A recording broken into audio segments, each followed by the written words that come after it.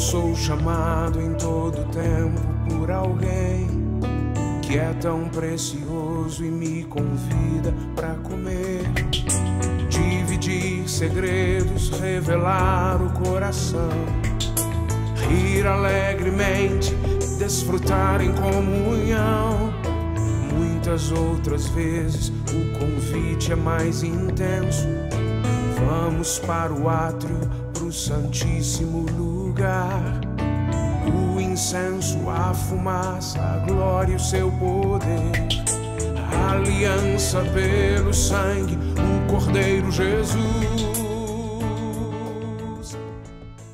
Vamos orar ao Senhor? Senhor Jesus, muito obrigado por este dia que o Senhor nos deu. Louvado seja o teu nome pela companhia do teu Espírito, pela direção do teu Espírito, por tudo que o Senhor tem feito, Deus, e pelo privilégio de nos reunirmos aqui, de estarmos juntos com os nossos irmãos, de vermos uns aos outros e de juntos estudarmos a tua palavra. Louvado seja o teu nome. Dá-nos espírito de sabedoria e de revelação. Dá-nos entendimento no nosso espírito, não apenas na mente, no intelecto, mas no nosso espírito, e que tudo que recebermos seja plantado no nosso coração.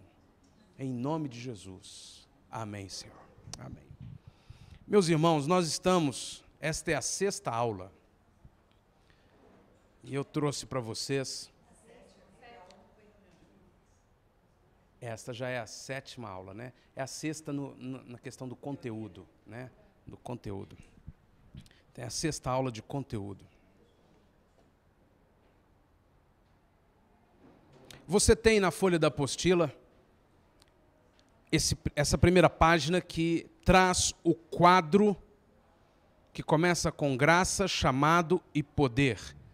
Vimos que o nosso chamado é real, é fundamentado na graça, não é fundamentado nos nossos méritos.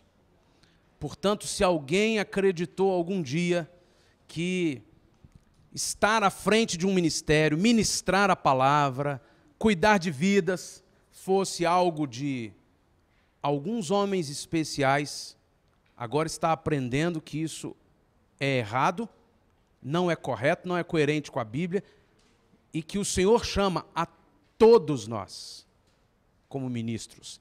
É pela graça, não é pela capacidade de alguém, não é pelos dons de alguém, não é pela eficiência natural de alguém, é pela graça do Senhor. É um chamado de Deus para a sua vida, e é mediante o poder do Espírito Santo. Nós estamos vendo agora, nessa aula, nós vamos estudar sobre apóstolos, profetas, evangelistas, pastores e mestres. Nós já tínhamos visto, nas aulas anteriores, um pouco sobre a capacitação sobrenatural e divina. Começamos vendo que precisa de alicerces sólidos. Sabedoria, entendimento, conselho e prudência, conhecimento, temor. Nós ainda vamos retornar a estes tópicos e estudar com mais atenção cada um desses elementos. Vimos rapidamente, não foi um estudo prolongado, acerca destes 9 dons, mas são 9 dons de capacitação sobrenatural e divina. Não são dons naturais, não são dons ministeriais, são dons de capacitação do Espírito Santo. São manifestações do Espírito Santo na mente, revelação na mente e no Espírito, na ação e na palavra. E hoje nós vamos ver, ou começar a ver, estas 5 áreas ministeriais da igreja, e começamos lendo Efésios 4, do verso 11 ao verso 16.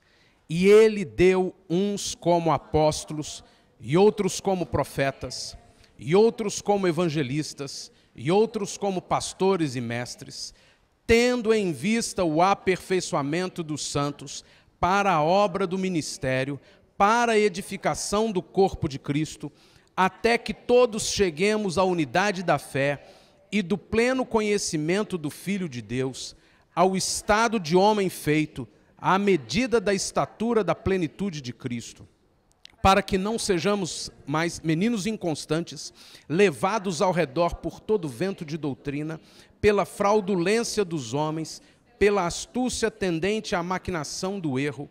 Antes, seguindo a verdade em amor, cresçamos em tudo naquele que é a cabeça, Cristo, do qual o corpo inteiro, bem ajustado e ligado pelo auxílio de todas as juntas, segundo a justa operação de cada parte, efetua o seu crescimento para a edificação de si mesmo em amor. É muito frutífero a gente vir do último versículo. Em amor, significa que a edificação da igreja não é por causa de técnicas, não é por causa de encontros, de congressos, de conhecimento, de seminário, de títulos, de doutorado. A edificação da igreja não é porque temos gente graúda, que sabe, que domina, que pode. A edificação da igreja é por causa da presença do amor. Não tenha dúvida disso. Seu crescimento para a edificação em si mesmo. A operação de cada parte efetua o seu crescimento para a edificação de si mesmo.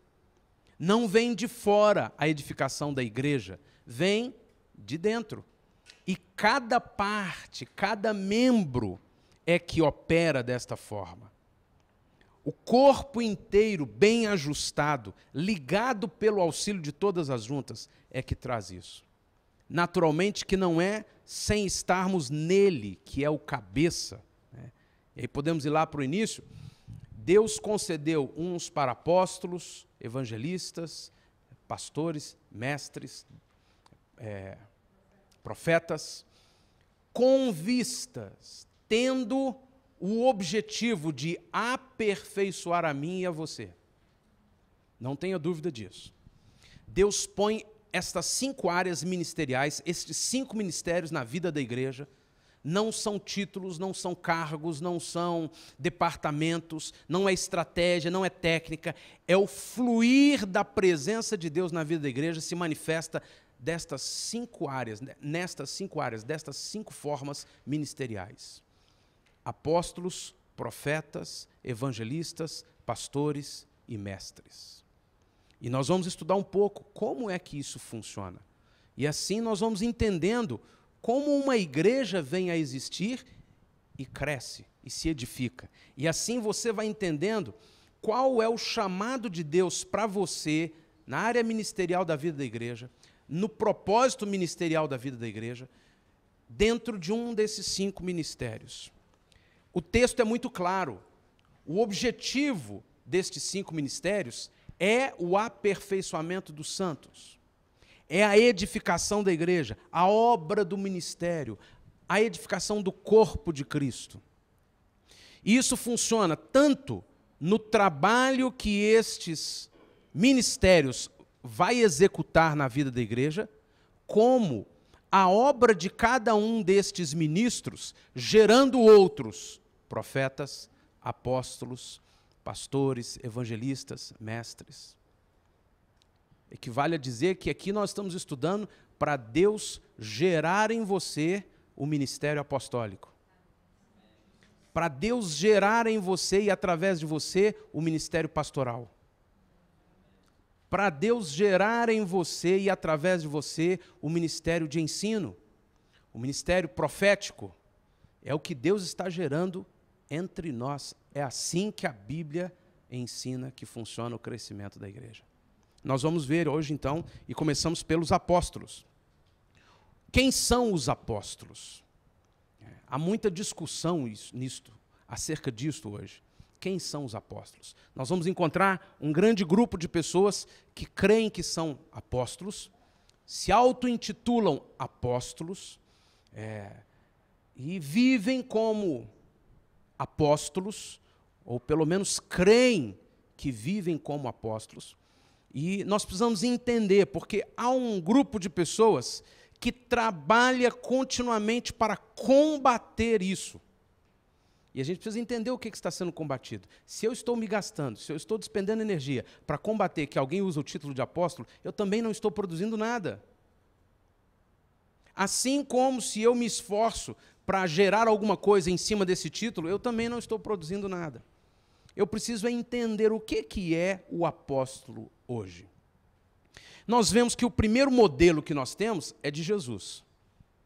O que é apóstolo? Apóstolo é a palavra grega para enviado. Por favor, Lúcio, eu preciso que você vá lá em cima e traga um copo de água para mim, por favor. O Lúcio foi lá em cima e pegou a água para mim. Ele foi na função de quê? De enviado. Eu o enviei lá na cozinha com uma missão. Obrigado, viu, Lúcio? Isso é um apóstolo, não é um título.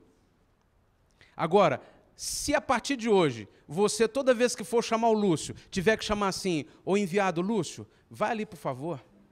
Irmãos, olha o enviado Lúcio chegando.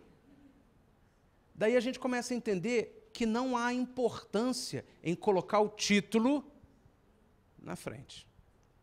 Isso acontece também até com o título de pastor, com o qual nós já estamos mais familiarizados. Mas foi o mesmo processo. Qual o seu nome? Pastor fulano de tal. Não, pastor não é meu nome. Qual o seu nome? Meu nome é Sóstenes. Eu fui a um lugar esses dias aí, alguém tinha feito uma reserva lá para mim, e a pessoa disse, olha, infelizmente não tem essa pessoa, não foi feita essa reserva. Não, foi feita a reserva. E aí é porque quem escreveu lá, escreveu pastor Sóstenes. Ah, o nome está como pastor Sóstenes. O apóstolo, ou evangelista. A missionária Inês, por favor, vem aqui, missionária Inês. E se você não crê, acontece do marido chamar. Né? Missionária Maria, venha, por favor, para a mesa. O título se tornou importante. Mas o que é o título, senão apenas a indicação da função que lhe foi dada? Jesus é o primeiro enviado. Deus, o Pai, o enviou a esta terra com uma missão. Quando você e eu somos enviados pelo Senhor, somos enviados pela igreja, somos enviados para cumprir uma missão do reino de Deus, então eu e você estamos exercendo o ministério apostólico. Como vimos lá nos dons, nos 9 dons do Espírito, todos devem exercer os dons. Deus vai levantando alguns que atuam de uma forma particular, intensa, contínua, naquele dom profético, por exemplo. Mas todos podem aprender a profetizar. Todos são templos do Espírito Santo. Todos podem pedir que o Espírito Santo se manifeste numa hora de necessidade e libere uma palavra profética. Mas Deus leva alguns a trabalharem de forma mais intensa no ministério profético, como no ministério apostólico ou pastoral. Aliás, aqui somente eu, nenhum de vocês trabalha de tempo integral no ministério pastoral, mas podem viver de tempo integral exercendo a função pastoral. Quando você fala de Jesus, quando você ensina, quando você conduz alguém a se alimentar de Jesus, seja onde for, você está exercendo o ministério pastoral. Jesus foi o primeiro enviado, ele é o nosso modelo de apóstolo, que é enviado. E eu estou dizendo a você que você está estudando comigo, nós estamos nessa caminhada já há 2 anos e meio de estudo, de discipulado, de ensino, de juntos buscarmos a palavra do Senhor, porque você está sendo enviado. É verdade, irmão. As pessoas ainda acham em muitos lugares que a igreja é um lugar para eu vir e me alimentar e me satisfazer, mas a igreja é, na verdade, um centro de treinamento para enviarmos pessoas. Jesus disse, ide por todo o mundo e pregai o evangelho. Fazei discípulos de todas as nações, ensinando-os a guardar tudo que vos tem ensinado, ensinando a fazer aquilo que o Senhor nos mandou fazer. O ministério apostólico na vida da igreja é um ministério de ir e plantar e fundamentar o reino de Deus. Jesus é o primeiro modelo do enviado, e nós temos um segundo modelo que são os discípulos, os apóstolos. Nós vemos lá em Hebreus 3:1, pelo que, santos irmãos, participantes da vocação celestial, considerai o apóstolo e sumo sacerdote. A palavra apóstolo aí até apareceu com a letra maiúscula, mas na verdade é a palavra grega enviado. Poderíamos ler o texto: considerai o enviado e o sumo sacerdote da nossa confissão, Jesus. Talvez o autor tenha colocado com letra maiúscula só em honra a Jesus, mas é uma palavra, é um substantivo. Como é que os professores de português aí? É um substantivo? Um substantivo. Apóstolo. Não é um nome próprio, não é um título, é um substantivo. O apóstolo Jesus, que deveria talvez ter sido traduzida pela palavra que é o enviado Jesus. Talvez dificultaria um pouco mais da gente usar isso como título, né? Não sei. Mas essa não é a questão. A questão é que Jesus, vemos agora em Lucas 6,13, depois do amanhecer, chamou os seus discípulos e escolheu 12 entre eles, aos quais deu também o nome de apóstolos, enviados. O Senhor, na verdade, indicou que eles são os enviados dele. Aí nós entendemos algo. Verdadeiramente, Deus diz que alguns são enviados. Não que os outros não sejam, é que alguns são enviados para aquela causa, para aquela missão específica. Neste caso, Jesus disse aos discípulos: vocês são os meus enviados. Para quê? Para começarem a igreja. Hoje, Jesus diz a mim e a você: você é o meu enviado. Para quê? Para alcançar vidas que estão ao seu redor, para continuar a obra do reino. O ministério da igreja, a vida da igreja local, ela se inicia pelo trabalho pioneiro de enviados.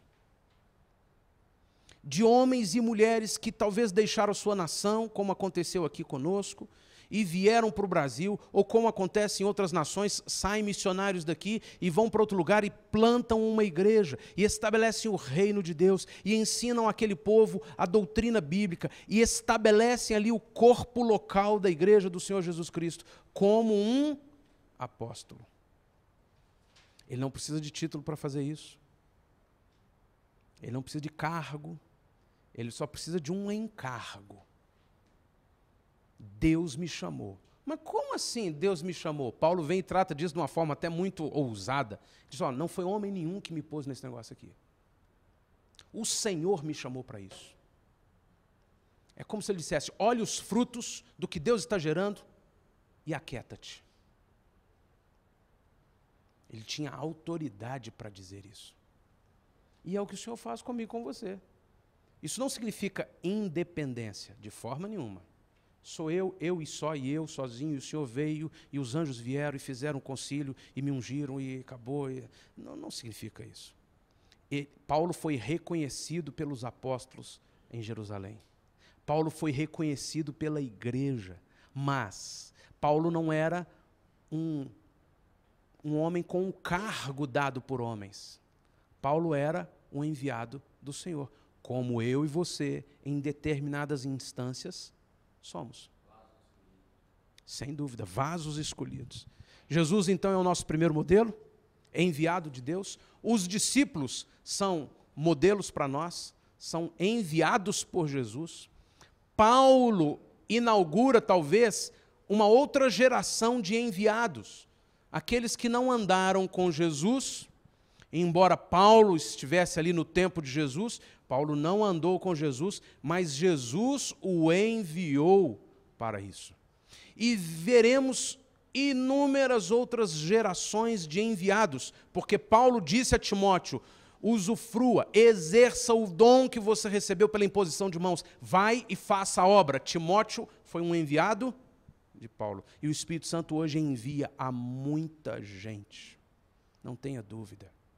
O Espírito Santo quer enviar você. O está te preparando aqui para enviar você para uma missão específica. Você não está apenas frequentando igreja, você não está apenas se alimentando do nosso universo religioso, você está sendo preparado, treinado pelo Espírito do Senhor, através da vida da igreja local, para ser enviado. Existem ministérios que Deus vai colocar na mão de cada um de vocês e que vai florescer abundantemente. Daqui a alguns anos, passa aqui, quem foi que começou? Foram esses aqui, olha. Como prosperou? Porque Deus os enviou. Capacitou, ensinou, adestrou, sustentou e enviou. Se esses são nossos modelos, hoje eu e você precisamos buscar de Deus qual é a nossa missão apostólica. Não tenha dúvida. E quando você senta com sua família e talvez no almoço, no churrasco, você começa a ensinar algo da palavra do Senhor, ao mesmo tempo que você pode estar sendo um evangelista ou um mestre, você pode estar exercendo o ministério apostólico, implantando o reino de Cristo.